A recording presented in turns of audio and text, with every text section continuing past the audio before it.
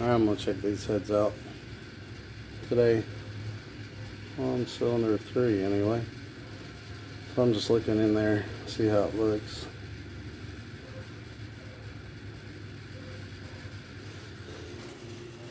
I shined some light from this side and then looked in the hole and I didn't see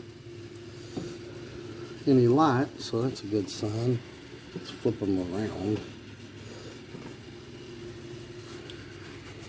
Do the same thing over here. Here's the number 3 port.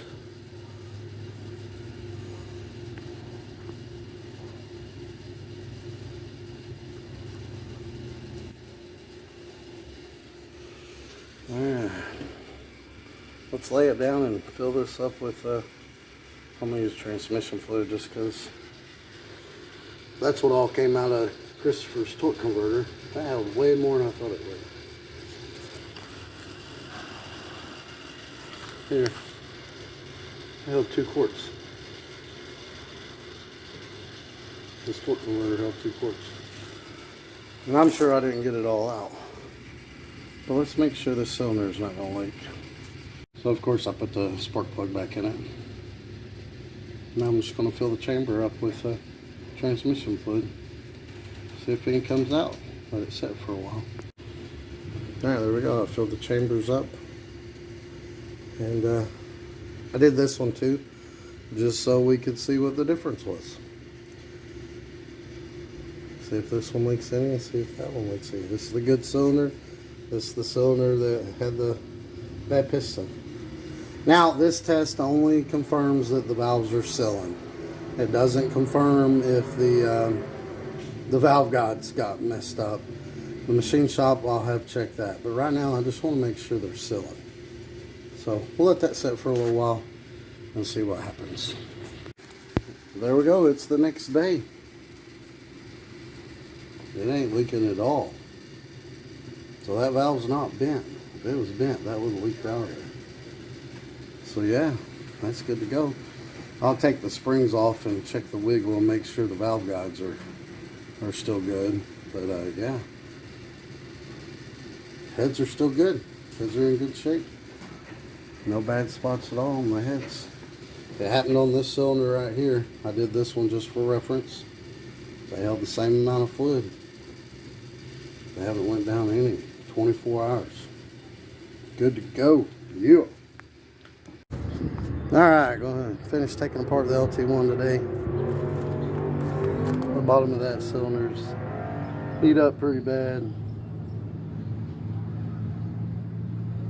And that cylinder, there ain't no fixing that. I guess you could re-sleeve it. I've been told if you re-sleeve one, it distorts the other cylinders, so we're just going to get rid of that block. It's going to be scrap. And we'll go ahead and finish taking this apart today. I took the motor mounts off. I took this plug out. Took the knock sensor out. And then this motor mount.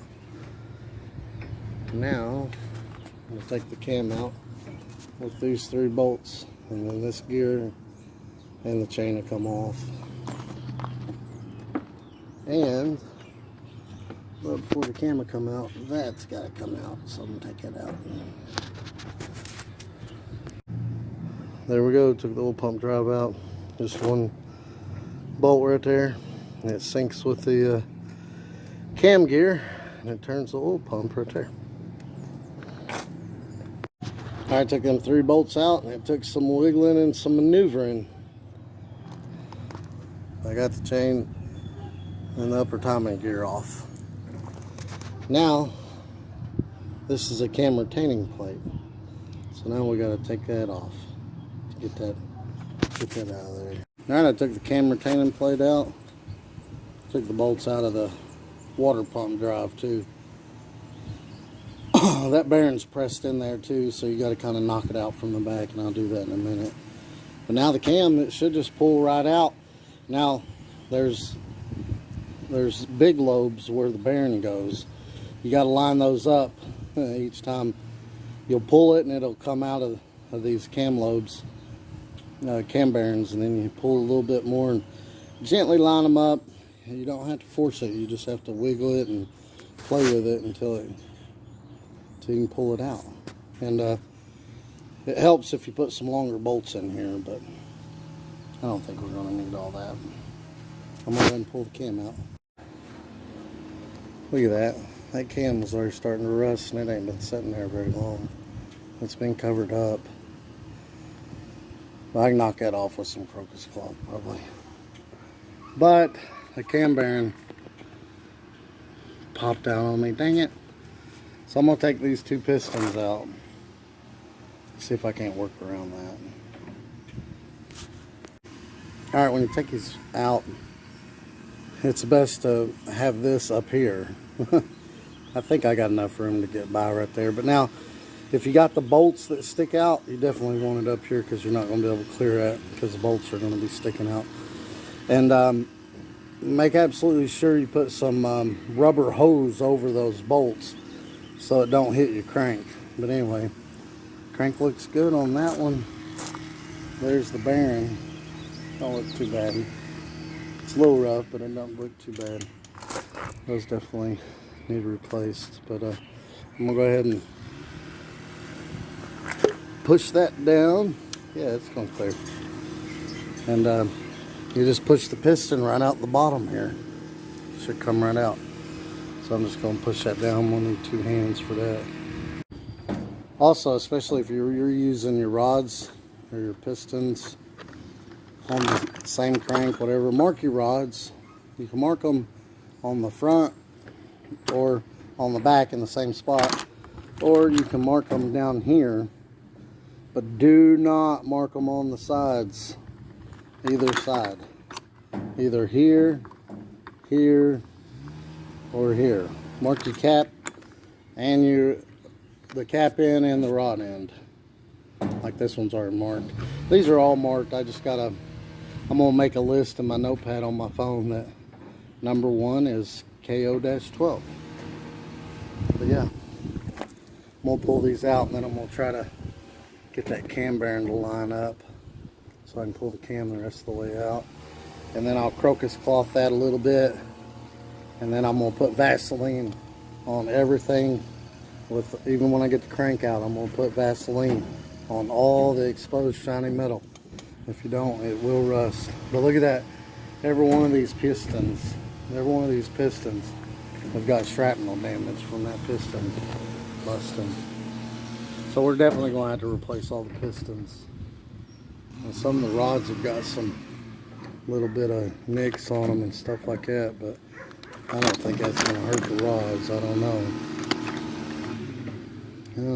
We'll see. Alright, cam's out. I was able to get that cam bearing to line up on the lobes and then pull that lobe through, and then I'd get it to line up on that lobe and then pull it through. But glad I took this apart when I did.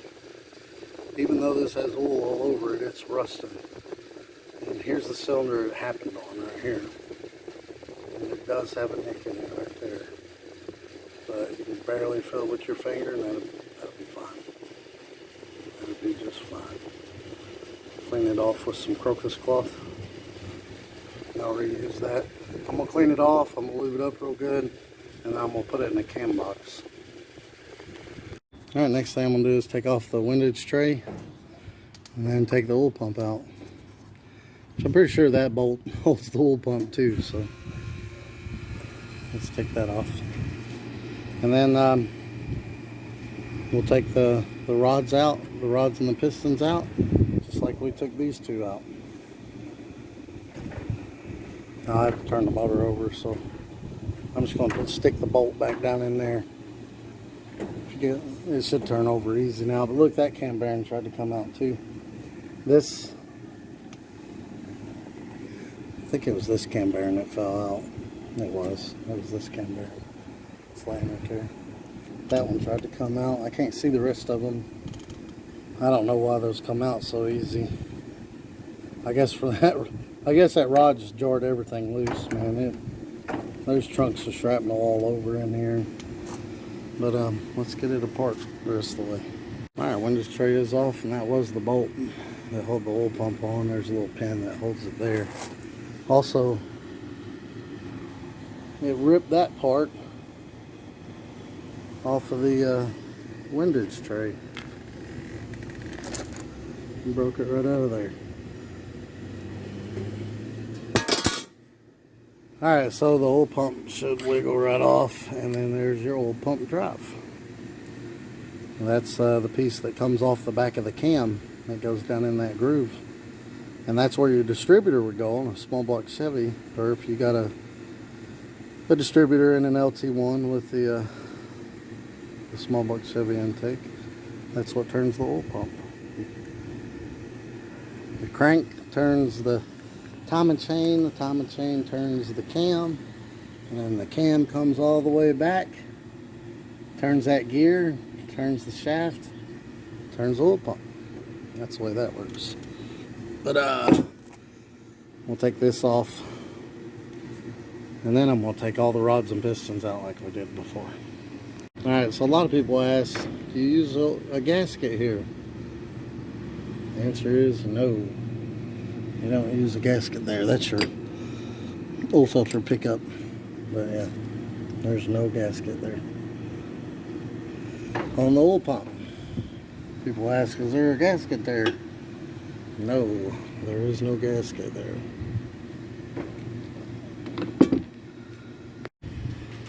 Well, here's another hurdle. Some of these bolts, especially that one,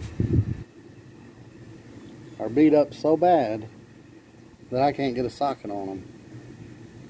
I was going to turn the motor over and put that, this is the broken rod. And I was going to put that broken rod up against the block and then hammer the socket on there. But the other problem is, the motor won't turn over. This thing should easily turn over at this point.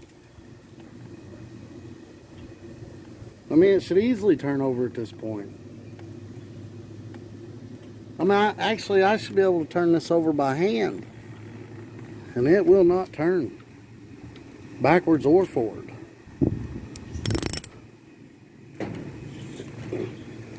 I mean, I pulled on it so hard I was afraid I was going to break the bolt and the balancer. So there's something else bad wrong in here. We're just going to have to keep taking it apart until we figure out what's going on. What little bit we can, I mean, I don't know at this point. The good thing about it is these rods don't have the bolts that stick up, so that's going to make it easier. But I'm not going to be able to reach that one. I'm going to take which ones out I can and see if it'll turn over then. All the bearings, this was the only one the bearing looked rough on. The rest of these, I mean, it looked good. I don't know, I might have to loosen up the main caps. A piece of aluminum might have got in there. It might have got in there and come out one of these holes and then got in the bearing. I don't know. But it won't turn over. Alright, I got all the rods out. Again, all the bearings look pretty good except for the front one. And this one, this is number 6. For some reason, these bearings are supposed to fit tight in there. They're supposed to push down and kind of clip in place. But these won't do that.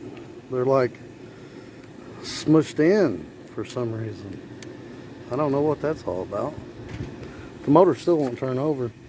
So there's a problem on one of these mains stopping it from turning over.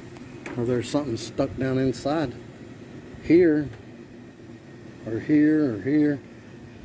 I stuck an extension down in there, a bunch of extensions, and with a pry bar, and turned it over, and it wasn't easy. It still wasn't easy with a pry bar. But I did that just to get the pistons out. There's all the pistons.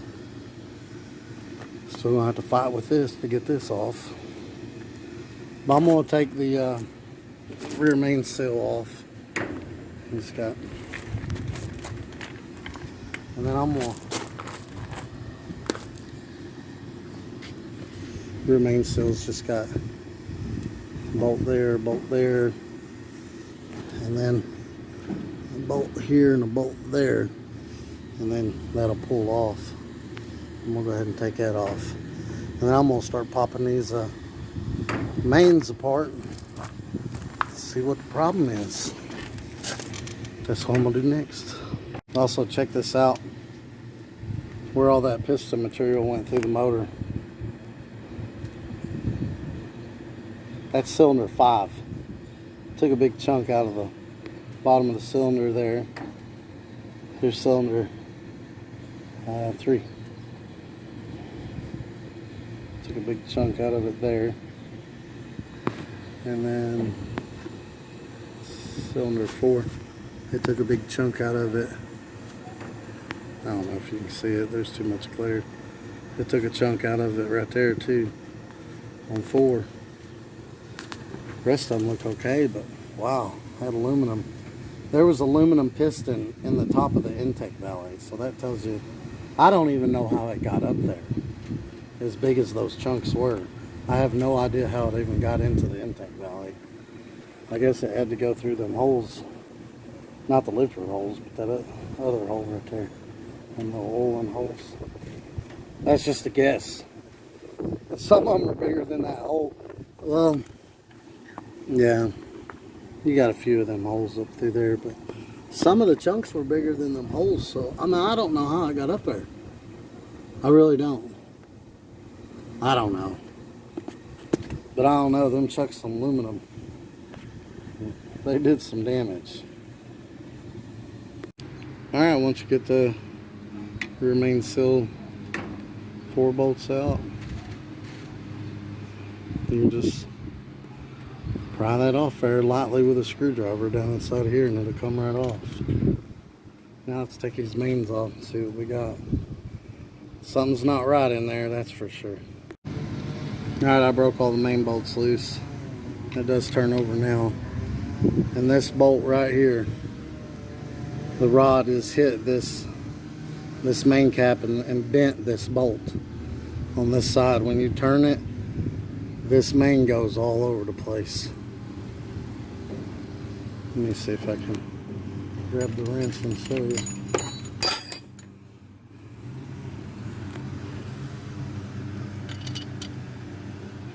See, watch it.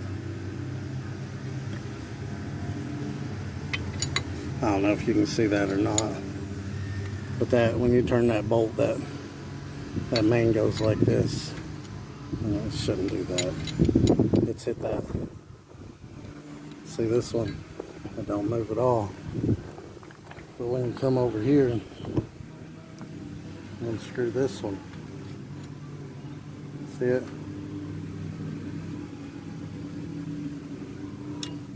It's moving all over the place.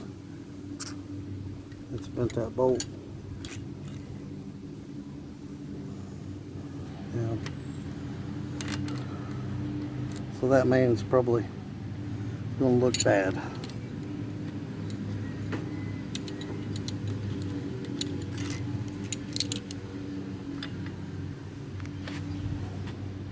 Looking, it's got rust in there already. Is that possible? But yeah, I'll go ahead and take all the rest of these out of there, and then we can just pull the crank out, clean it up a little bit, put some Vaseline on it. This will definitely have to be checked at the machine shop. Oh, also, if you're putting your motor back together, mark your main caps. Mark your main caps so you put them back where they go. This block is junk, so we're not worried about that. We're just going to take it apart. Alright, all the main caps are off. So now I can just lift straight up on the crank and it'll come right out. I was going to try to wedge this up against the block, but it's chipped away so much of the block that, look, it even broke that bolt out of the oil pan on that side. That it won't even reach the block.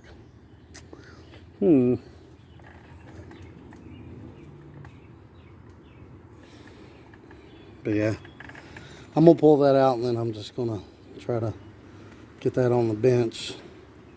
If anything, we'll try to grab it with some vice grips. I don't know. This one's already loose. Try to figure out how to get that out. But yeah, I'm gonna lift that out of there. I'm gonna knock this out. I'm gonna take the oil pressure sending unit out. I think that's it. I'm gonna take I don't think I need that plug. We'll take that plug out too. I'm just gonna leave it in there. If I need it, I'll take it out later. But yeah, that's a pressure line. If you ever wanted to run a turbo or something, you could run it from there. But yeah, I'm gonna pull that out of there. Take the rest. Take that off too. I don't know if I mentioned that. You just knock that out from the inside here. Just take a hammer or something, just barely tap it, it'll come out. The bearing's kind of pressed in there. But that's it, y'all. Disassembling an LT1. Alright, so after looking at the damage on this motor, I'm seriously considering a 5.3 swap. Now, a 5.3 with a cam is not going to run as good as this LT1 did. It's not even going to be close. It'd be at least a second slower in a quarter mile. But I can sell the heads off this motor. They're the LE2 heads, and I can sell the torque head kit, ported LE2 intake, etc. And that would more than pay for a 5.3 swap and a cam. And then I would just have to buy the stuff I needed for the turbo.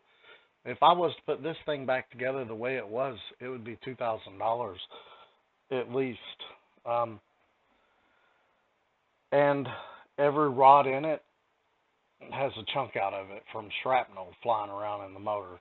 Every piston has chunks out of it from the shrapnel flying around in the motor.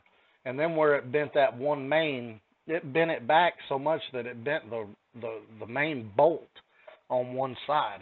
It hurt the crank pretty bad, and I don't even know if the crank's salvageable. So I don't even think any of the bottom end of this motor is salvageable at all. The rods, the crank, the block, any of it, unfortunately. So, I mean, I could sell the parts off this motor, like I said, and do a 5.3 swap and even be able to afford a cam. And then I've already got a 450 liter per hour pump and some 60-pound injectors, so I would need bigger injectors and probably another pump. A 5.3 with some rings gapped and some boost would run just as fast as this one, if not faster than this one ran on nitrous. So I'm seriously considering the 5.3 swap at this point. Plus, if I spent the $2,000 to put this thing back together and it blew up,